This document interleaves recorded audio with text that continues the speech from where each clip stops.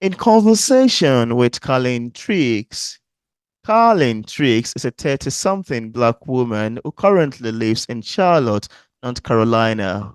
Her passion has always been numbers and writing. For a while, she indulged fully in her first passion by teaching math. 6 years later, Karlin needed to take a step back to cater more to herself. After some time working a mundane job that brought little joy to her life, her whole world turned upside down. She lost her job, but instead of crushing under the pressure of life, she fell further into her other passion, writing. That is where all of this comes in. Carlin loves to write, but it had never crossed her mind to share what she had written until now. Most of it had been lack of confidence because she didn't believe anyone would care to read what she had written. Then she took the leap, and she's happy that she did. And on today's episode of Auto Interview, it's my utmost pleasure, joy, and excitement to have on the show today, Karlin Triggs. How are you doing, Karlin? I'm doing wonderful. It's been a great morning so far. How are you doing? I'm doing great. I love your energy already. It's quite Thank exciting. you. We are here to talk about your lovely book. Yeah, I'm looking forward to it. Thanks for coming on. Thank you for having me. I'm super excited. Yeah, me too. Yeah. I would love us to first start with your amazing book title. You know, I would love us to start with a fun ride. Why do you think the L in love is for loss? Because I think you have a very interesting, lovely, and beautiful contemplative book title. Yeah, and I'd like to ask, why do you think the L in love is for lost? I'm eager to hear your take on that.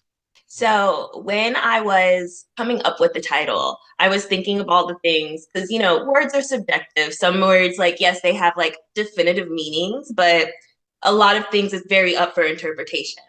So, when I was coming up with it, I realized within my own dating experience that I'm a very touchy feely person. So if I had to like set up love as steps or of something that could be followed or something that I could go after, lust is one of those things. Like I know I fall into lust with people before I can go further. So that's kind of like my honeymoon phase. So for me, the L, the first part of the word love, that would be lust in this situation.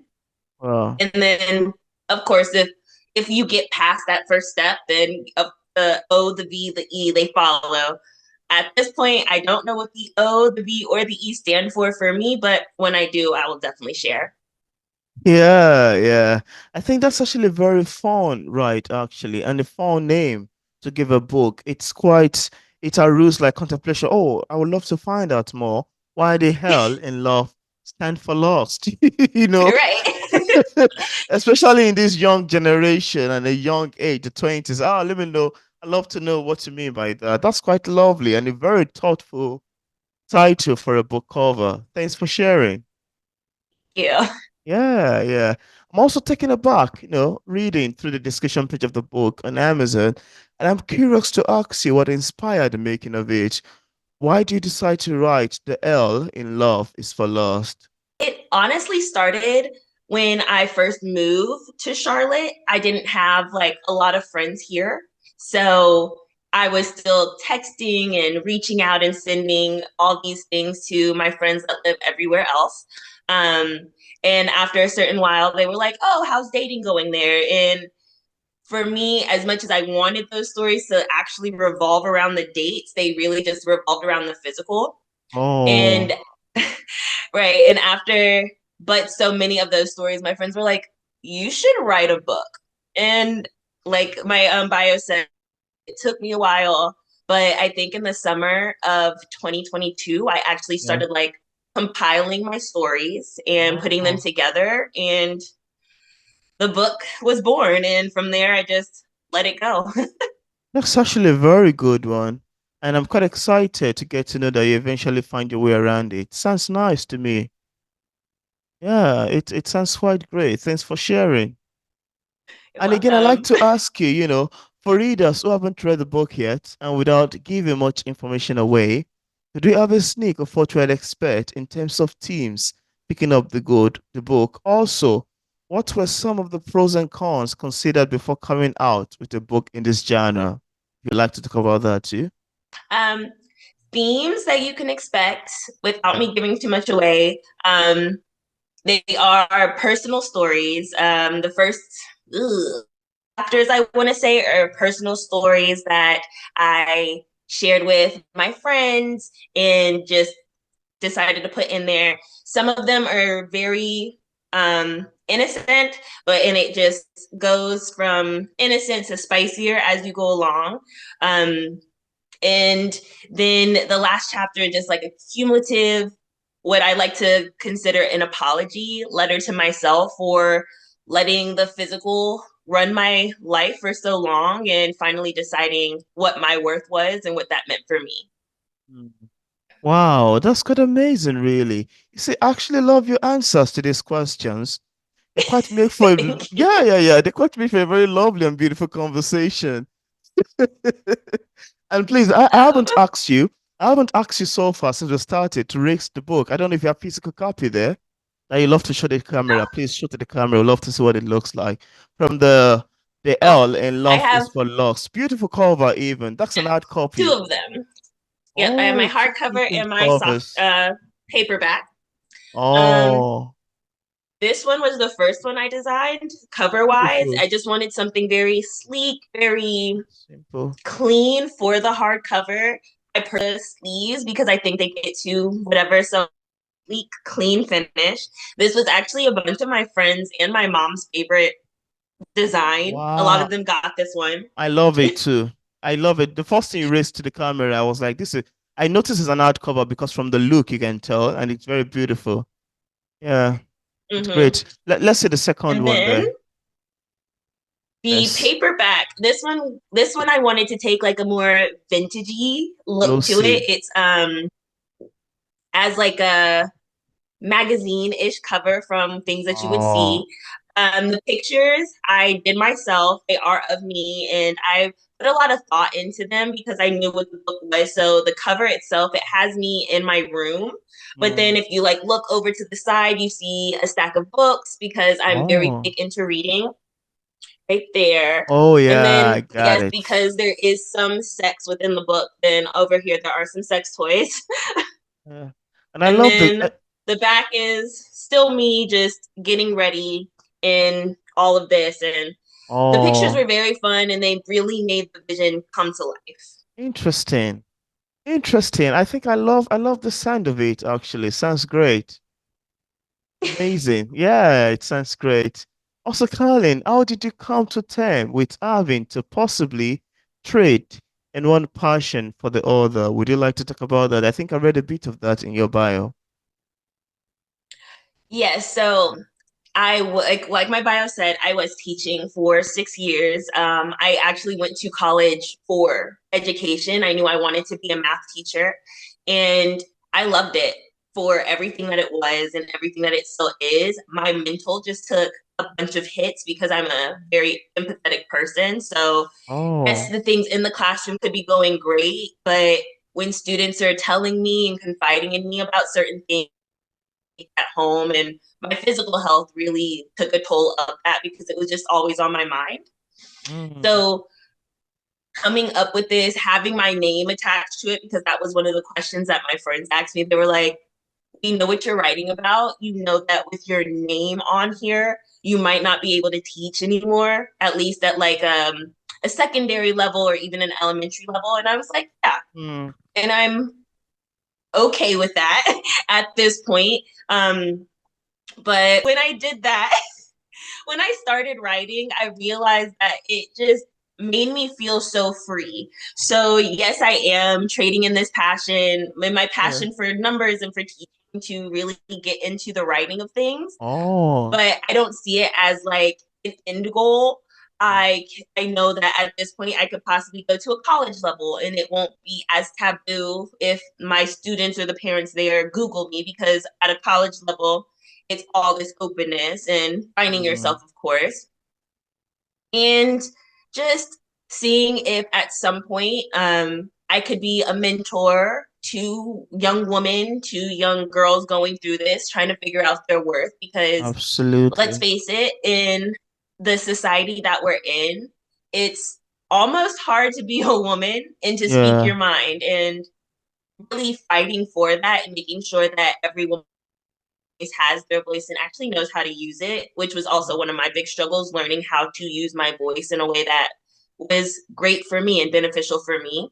Mm. So that's, I traded in a passion, but I'm at some point hopefully going to be able to meld both of my passions together in a way that's beneficial for all. Wow. Yeah. I love your take on that, actually.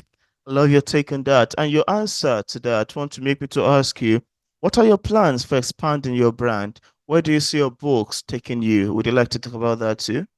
Of course. I haven't thought too far on what my complete end goal is. Like the first step was really publishing the book. And I honestly, when I was writing out my goals for 2024, publishing my book was probably towards the end of the year without being let go from my original, from the job that I was at. I wouldn't have actually finished the book to publish it earlier this year, which again exceeded those expectations for myself. Mm. So at this point, really just making sure that I'm not letting it stop here.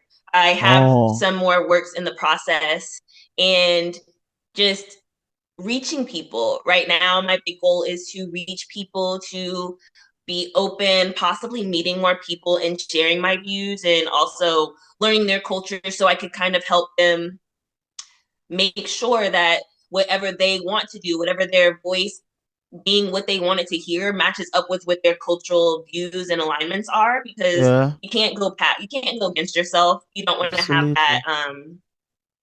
that battle within yourself. So it's really Yeah, just a lot of getting out there, meeting new people, expressing myself, letting them express themselves, having that safe place to express. Like I mentioned, hopefully at some point that does take me to a place where I can mentor other yeah. women or really anybody to come into their own and feel powerful and confident enough to do that. Mm. Wow, that's quite beautiful to know. I love your take on that. I love your take on that. Thanks for sharing. Thank you. Thank you. And apart from the L in love is for lost, do you have any other works you've authored or say currently working on? Is there any? Yes, so um back before I was like, oh, I'm going to be a published author, I did Yeah. publish a educational work with one of my advisors and Oh, our professor. I had to write it down because couldn't remember. Was it assessing high school students' motivation in the mathematics okay. classroom? And Interesting. that was just a study of that. It was published in the Virginia the Virginia's Council Teachers magazine for math. Oh, So that was back in 2016 wow. when I did graduate college. But since then, this year I published The Ellen Love is for Less, and I have two projects currently in the works. Mm. The first one, which would be kind of like the next step of the Ellen Love, it's Yeah. called Memoirs of an Infatuated Queen. Wow. I'm almost done with that one. I think there's like four more chapters that I want to write until that one's complete. And that one Mm. will come out early 2025. And Wow. then my other one is called Fantasies and Friends, which is just a compilation of different fantasies I have in my head, but also stories that my friends have told Mm. me and said that they wouldn't mind sharing. And that one's going to be more of a coffee table style book. It'll be much larger, but hopefully finished by the end of 2025. Wow. That's amazing, really. I mean, that's a very lovely one you've got ongoing, and I hope you find some times to sleep. I'm a nap queen. My friends actually don't let me go home unsupervised Oh, because they know I'm going to lay down and I'll probably miss them. So if I got oh. a nap, I can only nap in their presence. So don't worry, lots of sleep happening. Yeah. Thank you so much. And now I want to ask a very interesting question. What would you say to anybody trying to diminish your value as an author because you wrote a particular, in quote, sex book? What would you say to anybody trying to diminish your value as an author just because you wrote a, in quote, sex book? I've been learning that as much as I would like to be, I'm Yeah, not everybody's cup of tea. absolutely. And so, right.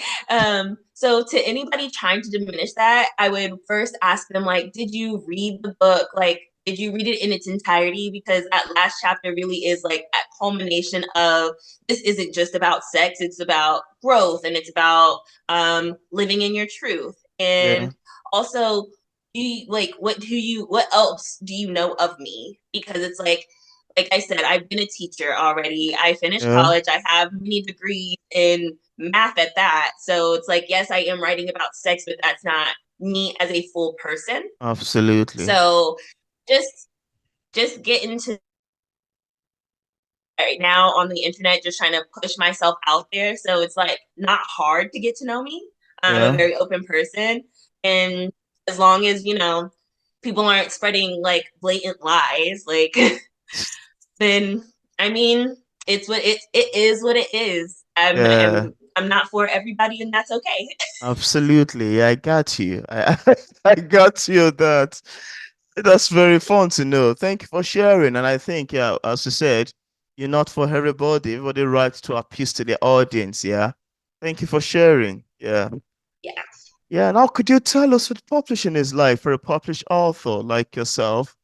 Are there any challenges you've encountered in the process of writing your book and also ever since you got published? It's like being a published author. It's a lot of self motivation. Finishing the book in a big beast, and of course working on other things.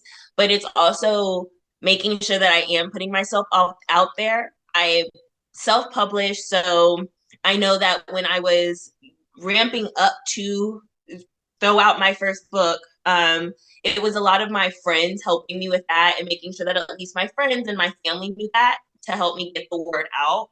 And from there, it's just making sure that I don't fall into the, oh, things aren't happening or things aren't what I thought they should be, just kind of being patient Mm, because I know that this is what I have to do. And what do they say? Rome wasn't built in a day. Okay, I can be mm. patient. I can keep marketing myself, just making sure I stay motivated. I'm like, oh, wow, people are actually like liking what I'm doing and I'm liking what I'm doing. So Yeah. it's all of that. And That's quite. publishing itself, I thought was like gonna be a big beast that I Mm. was gonna have to battle, but um, I have a friend that I went to college with. His name is Patrick Johns, and he published his own book. So I reached Oh. out to him and I was like, "Hey, how did you do it?" And he told me all about Kindle Direct Publishing, Mm. and that website laid it all out for me. I was like, I don't know how to format my book to be a manuscript, and they were like, here's a template. Like, I don't know how to format my covers. They were like, oh, here's a template. And then they were like, oh, here, we need you to fix these few things so that it comes across in printing well. And I was like, easy. What? It was the least stressful thing ever. So that Wow. was very helpful.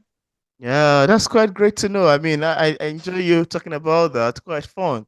Quite fun to hear how you transition in getting the idea about Kindle Direct Publishing, about the cover, about the formatting and all. It's quite lovely to know. Thanks for sharing. Yeah, yeah. Thanks for sharing. Of course, I literally praise it to everyone who asks. They're like, how did you do it? And I was like, the internet helped. That was so fun. Thank you. Thank you. And I'd love to have your ideas as a published author. What sort of advice do you have for other writers who are still struggling with publishing a book? Also, where can interested readers get a copy of your book? Just say, really, just do it. I can't remember if it was Patrick or if I read it somewhere else, but it's like this quote, it says, you can't edit anything if you don't have anything written down, which I mean, yeah, you have to start somewhere, Yeah. whether that's any poems that you've been writing in a journal or Mm, short stories that you have just lying around. Yeah. There are so many books, you know, that are just compilations of poetry, compilations of short stories. You can start there. It's just Mhm. really believing in yourself and jumping right in and saying, okay, this is what I want to do. Let Yeah. me put one foot in front of the other and actually make it happen. And as for where people can find the book, I'm Yeah. currently only on Amazon. Um, so you can, if you type in the title, The Ellen Love is for Less, or if you type in my name, I pop up on Amazon, and the books are made to order. So the moment you press it, they start making it especially for you. Yeah. Yeah. Thank you so much for sharing. And I left a link in the description part of this interview where interested viewers can get a copy of Karlin Triggs' amazing books directly on Amazon and also on other platform. I also left link to our social media pages for possible followings. So thank you so much, Karlin, for accepting the invitation to be featured on P English Literature. It's quite lovely having this conversation around your beautiful, impressive book, and it's quite lovely having this conversation with you. I mean, I enjoyed it thoroughly. Thank you for so much. Thank you so much for reaching out. When I tell you, when I woke up to the message from you, I felt like the skies had opened because I literally Oh, was just talking to one of my coworkers about how I couldn't wait to bake it big and I just needed like anything. wow. And I was going to be as patient as possible. And then here you come the next morning. And I was like, oh my gosh, who is listening to me?